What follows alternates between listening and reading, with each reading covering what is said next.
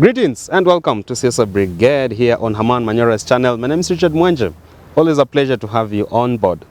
Now today we continue on our second part coverage of the place of historical injustices in defining present day politics here in Kenya. We want to discuss that particular conversation with none other than Herman Manyora, East Africa's most renowned political analyst. Great to see you, sir. Thank you, Richard. In a checked blazer. There you are. You must be, you just look moneyed. This is village attire. A village boy? I'm a village boy in a village attire. All right, with expensive glasses though. Nothing. These are 2,000 shillings. All right, you never stop, of course, chewing the humble pie. Yes. We wait to see. Let's continue our coverage on historical injustices and how they define present-day politics. And let's particularly start from what has happened barely 6 years ago, around 5-6 years ago. And we are talking about injustices that come during the electioneering period, of course, hurting so many Kenyans and people from different communities. Let's start with the issue of working in an electoral body in Kenya becoming more of a crime during an election year. If you're not going to part with some people they are in, you get killed. We've seen blood being the currency that is synonymous with the election time. The 2022 general elections, we saw the death of Embakasi East returning officer. 2017, we saw Chris Msando going down. Now, sir, when you look at the present day politics, this probably is bound to happen. It has happened in 2022, in 2017, it might happen in 2027, though we don't wish for such. When such high-profile deaths happen, even while people are executing their duties, what does it make you feel? Or how do you think about this whole issue? Because at a time, someone will go down and will get the people responsible for it, and it might be a national leader. Don't you think the nation could go into a revolution, take to the streets, and so forth? First of all, may those who lost their lives rest in peace, Msando and the rest. May their families continue getting the strength to cope with this. Secondly, I was sharing a talk with somebody yesterday on phone, and I was saying human life, there can never be a reason big enough, good enough for one to take somebody's life. Sacred. There can't be. And I was giving him an example of an elephant. When you find what they call a rogue elephant, it is rogue because it is alone. But people rarely want to know why it's alone. Usually it would have done things that make other members of the herd reject it. And that's why if you force an elephant to kill you, it crushes you completely as it is crying. It has the instincts. That means it's the end of its membership in a herd. So human life is that serious. Human blood is not the blood of a chicken. If you are to follow closely, scientifically, those people who have committed murder and things like those, they are never really normal people. You can never kill and be normal. Never. They end up paying even in silence. Yes. You can never be normal. Anybody who has killed, they are never normal. Human life is something else.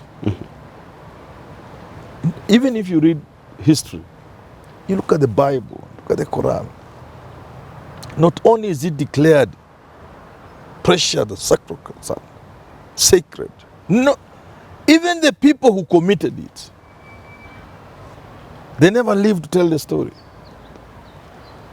So, because there can be no justification for that, we cannot say because somebody has misbehaved running an election, we should kill him. It shouldn't be the case. Neither should we say because somebody is standing in the way of me winning an election, they must die. Good luck, Jonathan. When he was seeking re-election and he lost, he said something that has remained with me. To paraphrase him, he said, there was so much he could have done to win that election. But it would have meant loss of human life. And he said, he did not want the presidency bad enough for him not to mind people dying. You know, he didn't want it that bad enough. I'm paraphrasing, but you can look for it. And that should be the mindset we should have. That however bad an election is run, we should not think of anything about losing life to those who have done so. I see. Neither should the people want power so badly that they should kill for it. All right. Yeah. You have always vouched for development being part and parcel of politics, and every president, in as much as they are gonna vouch and commit to do development, there are gonna be politics there in. In actually that regard, we have seen over time mega investment projects being brought by different presidents, and key ones such as roads, railway, some of them have come at loggerheads with the locals. Say SGR, we have seen people being told, part with your land, the government is going to compensate you. We still have people in Kedong Valley and a number of areas who haven't been compensated due to the SGR thing. Or even if they were compensated, it is not how better they will have wanted it. When you look at a nation trying to develop, but in its way it's actually coming into loggerheads with the locals therein, and you know there's the importance of goodwill from residents even when you're developing. Should this pace continue on, don't you think it will be so hard even for the government in the near future, even during campaign manifestos, to promise people, say, mega roads, etc., because they know that will actually be the source of their troubles? Don't you think so? You know, if you are coming up with a good project, it's for the people. And how difficult should it be for you to make the people see this is their project? So what they call community buy-in is extremely important. But like I've said repeatedly, leaders in this country don't work for the people. There is not a single project that has been put in place because the people need it. That project has been put in place because it offers financial opportunities for the buccaneers, the leaders. Okay? So you are doing a dam not because the people need the dam, but because that dam is 20 million and you are going to eat 18 billion out of it. So that's why you not bother about the ecosystem, about the diseases will come from the dam, bilharzia, mosquitoes, malaria. So you can't involve the people because those questions will be raised. If it is a foreign company that has come to mine something in Ikwale, you can't ask them to do what they should do so that the people benefit and also have little environmental hazards, negative impact on their lives and their environment. You will not do that because you are eating with those multinationals. Back to what I said, Africa does not have leaders who work for the people. African leaders work at the behest of foreigners. African leaders hold their countries to be raped by foreigners. Despicable. All right. We've seen injustices make way into the corridors of the churches. And if you look at the current administration, Ruto has really endeared himself to the church. Perhaps why they are tainting his administration as one that is for God and for the people. The church at some point was against the government due to the murder of Father John Anthony Keisa during those time. A very outspoken leader like the late Ndindi Mwananzeki and so forth. Very recently, the president has told the church now not to meddle any longer in politics and play a central role. The church is finding it more of betrayal from the best president. He himself is the one who went and asked the church for the permission to be there in under the guise of just being a good Christian. Don't you think the church is now going to get at that kind of loggerhead with the president? In one side, you are trying to say, let's embrace leaders in the church. On the other side, you are saying the church is playing partial roles. Don't you think the church can also invoke some of the injustices it was done into it? But the church has been invited to be part of government. The president has said the church will play a central role in government. So I don't understand what you are saying. By asking them not to play politics. A neutral, I say. It's just telling them do not invite the opposition into your churches. Let's work together, you and I. And that's okay. You'll be playing politics if we hear Raila was in your church. Which other interpretation can you give it? Come on. Yeah. Then that's not be neutral. Because the president has said, from now onward, the church is going to be very central in government and how we run our political life in this country. Then if he's again saying the church should not play politics, how would I interpret it? It will mean when we come, welcome us, let's worship together, let's sing. But when we leave and we hear the following Sunday Raila has come to this church, hiyo ni siasa mtawacha. Na hapo ndio kanisa itaanza mambo ya Father John. Kanisa mtakuwa mmepata shida. But the church has weakened itself. The church has lost its voice. The church has entered into self-censorship.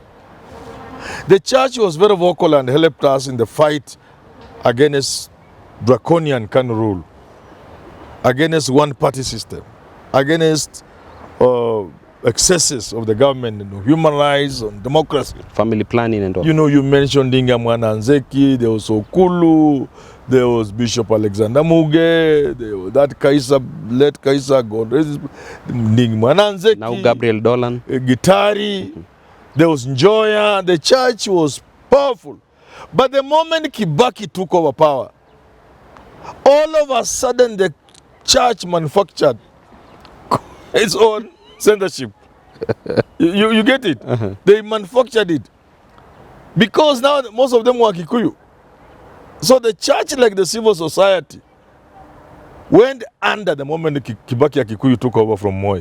They forgot completely. So they have found it difficult. The civil society and the church have found it difficult to find their voice. Now the little voice they could have found has been buried when they went to bed with the current president, which is a good thing to be with the president and pray together. But they have no more voice. Even with Anthony Muheria there, Bishop? He's a loner. Muheria and this Wainaina.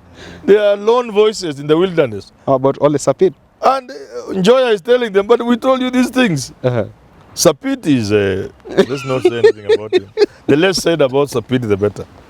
Even when you see what he looks like. Are you a churchman though? No, I'm not a churchman. I now understand why you're saying that about Sapit, probably. Yes. All right, let's end it from this front. There has been an issue which has actually been a conversation that has actually been more propelled by the current president, especially during the campaign period. Yes. It was the people against the dynasties conversation, sort of. And when we talk of dynasties, they're just looking at the Jaramogi's family, Kenyatta's family, and Moi's family. All this with regards to the accumulation of land. And they're saying Kenyans are landless. These families are holding large tracts of land. And now the people find that this is an injustice that needs to come to an end. Especially with the sitting admission say they should pay taxes, they should part with some of the land because there are even people in Gatundu who are landless and all that. What do you make of all these conversations being spearheaded by the current regime? First of all, Jaramogi and his son Raila do not have those tracts of land, to the best of my knowledge. Just a big name? Yeah, just a name, dynasty if you wish. Secondly, this ownership of land, whether by Moi, Kenyatta or anybody else. And by the way, they are not the only Kenyans. There are people in Narok with tens of thousands of land. Nobody has heard about them. There was a case of a person who had been, I think, a former PC. He had 100,000 acres of land.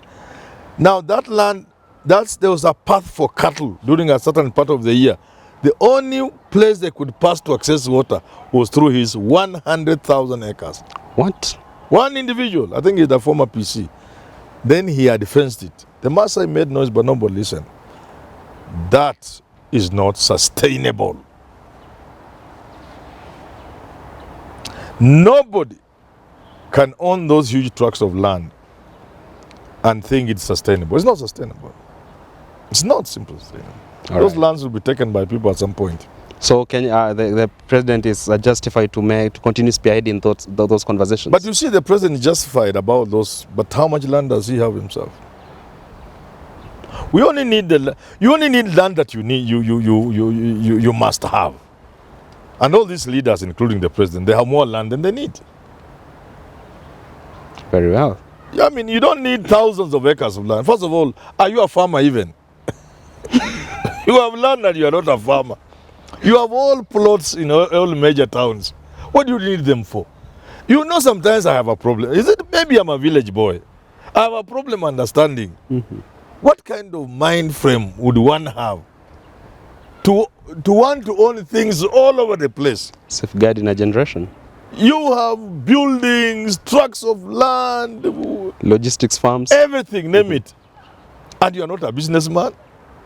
You are not a farmer. You are just there. And when you die, as you will surely die, as all of us are going to die, you leave all these things behind. And the chances of them surviving 5 years after you are almost non-existent, because unless you are a business family like the Kenyattas, those are business families. The Kenyatta family business can survive up to the 10th generation and beyond. You see? But the rest of the people are just accumulating money and putting here and getting tracts of land and buying buildings. When you die, they just collapse with you. Lawyers will have a field day. But even for money? the Kenyattas, I think it is time for them to consider this idea of all the land they have. Because it's not sustainable. They can make sure it's put to good use. They can still own the land, but put the land to good use. When you find you are not using the land, surrender it to government, let people use that land properly. But as a starting point in this country, we must accept to address the issue of land ownership. We may not necessarily repossess land from those who have huge tracts, but we should tax you if you are sitting on idle land, thousands upon thousands of acres, and Kenyans are dying, and your land has been idle for the last 20 years because you have the title. We will tell you this land belongs to Kenya. The title is a paper we have given you. If you don't want to farm, lease it to people to farm. If you don't, we shall tax you. Or conservancy. Yeah, we tax you. Yes. There you have it from Herman Manyora, indeed a firebrand touching on matters, historical injustices and the role they play in defining present-day politics and also the future of politics. Until next time on Siasa Brigade, my name is Richard Mwanja. Always a pleasure.